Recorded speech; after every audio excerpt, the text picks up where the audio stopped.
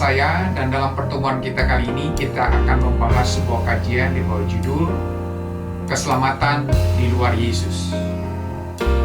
Saudara, ada paham yang disebut universalisme.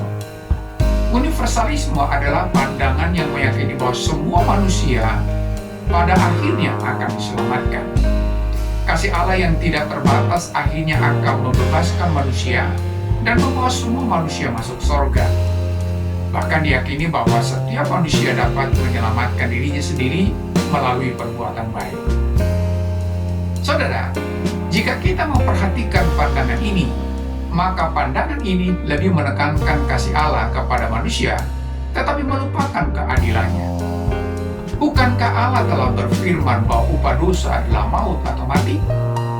Kalau pada akhirnya karena kasih-Nya Allah menyelamatkan semua manusia berdosa, maka Dia menggagalkan perkataan atau hukum-Nya sendiri.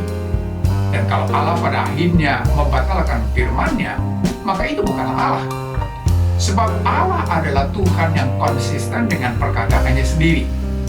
Tidak ada kamus dalam diri Allah bahwa hukum dibuat untuk dilanggar. Dalam Yesaya pasal 55 ayat yang ke-11 berkata, "Demikianlah firman-Ku yang keluar dari mulut-Ku, ia tidak akan kembali kepadaku dengan sia-sia, tetapi ia akan melaksanakan apa yang Ku kehendaki, dan akan berhasil dalam apa yang Kusuruhkan kepadanya." Setiap firman Tuhan yang keluar dari mulut Allah akan dilaksanakannya. Saudara, kasih Allah tidak pernah mengesampingkan keadilannya. Justru karena kasih-Nya lah keadilannya ditegakkan lewat tindakannya mengutus Yesus turun ke dalam dunia untuk menjalankan hukum yang telah ditetapkan Allah dengan mati di atas kayu salib. Karena keadilan Allah menuntut hukuman bagi manusia berdosa, sehingga manusia itu harus mati. Tetapi dari kasih-Nya, Yesus telah menjalani hukuman itu bagi manusia, sehingga setiap manusia yang percaya kepadanya bebas dari hukuman. Dalam Yohanes pasal 3 ayat yang ke-16 berkata, "Karena begitu besar kasih Allah akan dunia ini, sehingga Ia telah mengaruniakan anaknya yang tunggal, supaya setiap orang yang percaya kepadanya tidak binasa, melainkan beroleh hidup yang kekal." Pertanyaannya adalah, mengapa harus Yesus? Dan mengapa harus lewat pengorbanan keselamatan itu ada? Saudara, kita harus ingat dosa manusia membuat manusia itu ada dalam vonis maut atau mati. Dalam Roma pasal 6 ayat yang ke-23 berkata, "Upah dosa ialah maut, dan hukum itu harus dijalankan. Kalau tidak, maka Allah mengabaikan hukum yang dibuatnya sendiri. Dan kalau itu yang terjadi, maka itu bukanlah Allah." Masalah maut inilah yang harus diatasi kalau manusia mengalami keselamatan. Dan tentu itu tidak mungkin dilakukan oleh manusia. Kalaupun manusia harus mati, maka dia tidak mendapatkan apa-apa selain mati itu sendiri. Karena memang itulah upah karena dosanya. Jadi harus ada orang yang harus mati menggantikan manusia itu. Dan itulah yang kita kenal dengan juru selamat. Saudara, kalau ada yang mau jadi juru selamat, tentu dia harus memenuhi persyaratan dari menjadi seorang juru selamat. Apakah itu? Pertama adalah dia harus manusia. Mengapa harus manusia? Karena yang mau diselamatkan adalah manusia. Keadilan Allah menuntut bahwa yang harus memenuhi hukuman itu adalah manusia.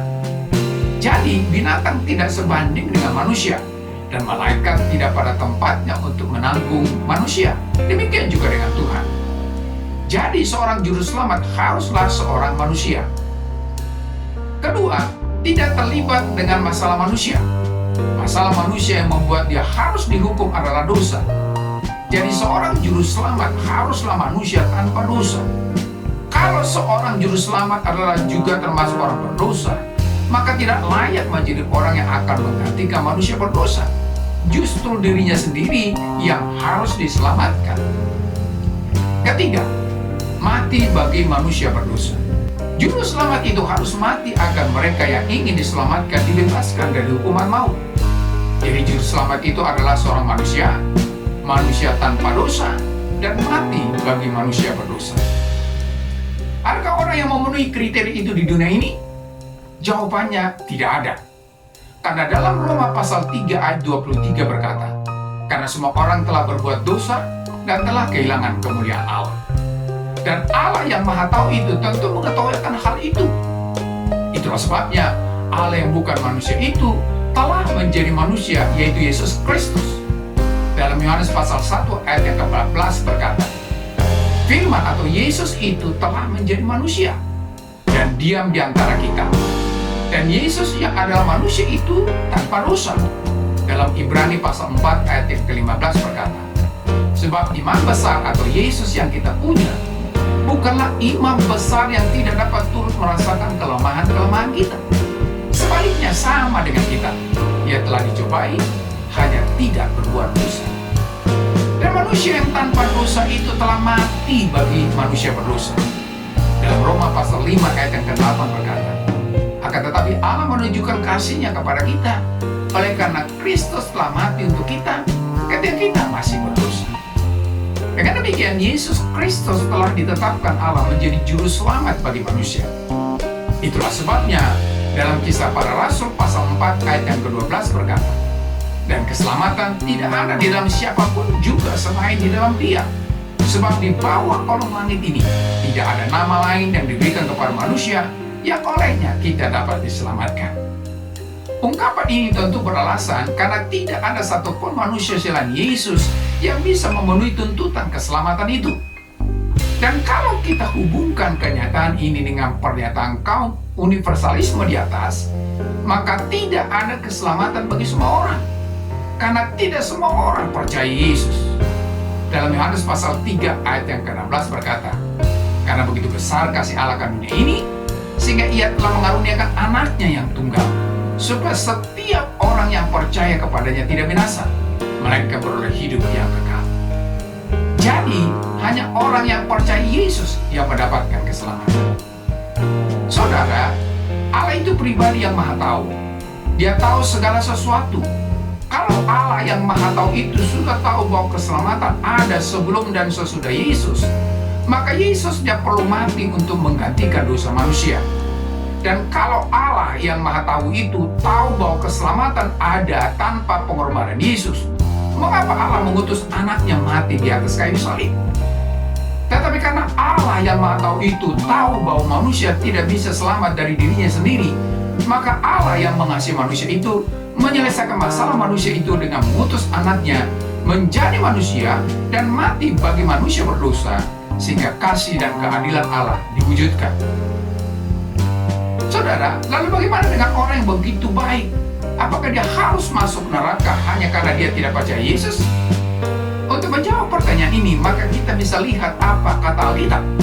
Dalam Kisah Para Rasul pasal 10 ayat 1 sampai ayat yang ke-5 berkata, di Kaisaria ada seorang yang bernama Cornelius, seorang perwira pasukan yang disebut pasukan Italia.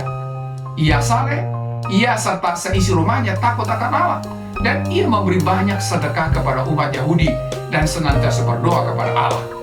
Dalam suatu penglihatan, kira-kira jam 3 petang, jelas tampak kepadanya seorang malaikat Allah masuk ke rumahnya dan berkata kepadanya, Cornelius. Ia menatap malaikat itu dan dengan takut ia berkata, ada apa Tuhan? Jawab malaikat itu, semua doamu dan sedekahmu telah naik ke hadirat Allah, dan Allah mengingat engkau. Dan sekarang, suruhlah beberapa orang ke Yope untuk menjemput seorang yang bernama Simon yang disebut Petrus. Saudara, karena Cornelius yang baik dan saleh itu tidak bisa diselamatkan karena perbuatan baiknya, maka Allah menginginkan dia untuk percaya Yesus yang akan diberitakan oleh Simon. Jadi perbuatan baik tidak menyelamatkan orang karena perbuatan baik yang dilakukan dalam statusnya sebagai orang berdosa. Dosa harus diselesaikan terlebih dahulu, maka perbuatan baik itu akan bernilai di hadapan Allah. Oleh karena itu, keselamatan tidak ada di dalam siapapun juga selain di dalam Yesus. Sebab di bawah kolong langit ini tidak ada nama lain yang diberikan kepada manusia yang olehnya kita diselamatkan. Sampai di sini pertemuan kita kali ini, dan kita akan lanjutkan di lain kesempatan. Terima kasih dan shalom.